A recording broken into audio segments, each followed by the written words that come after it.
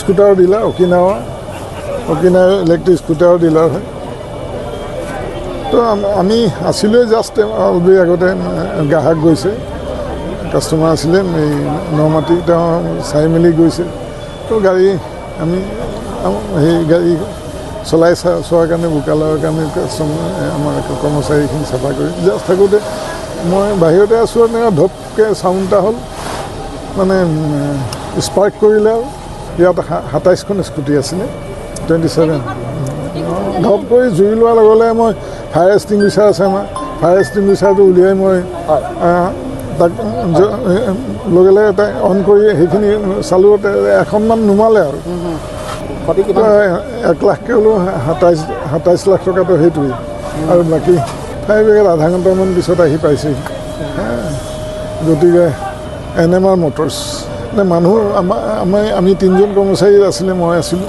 গতিকে মানুহখিনিতো চব থিয় হৈ চায়ে আছিল, চব বাহিৰলৈ উলিয়াই দিয়া হ'ল।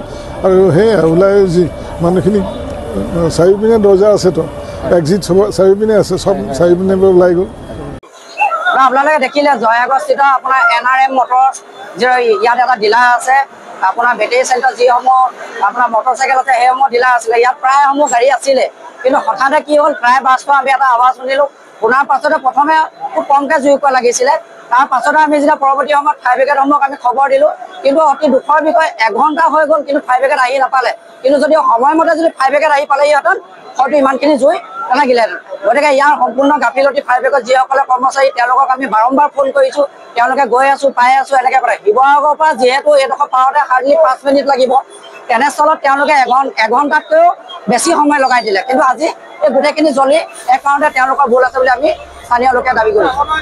মানুহ এতিয়ালৈকে আহত হোৱা নাই, আমি গম পাওঁ এতিয়ালৈকে আহত হোৱা নাই। NRM Motors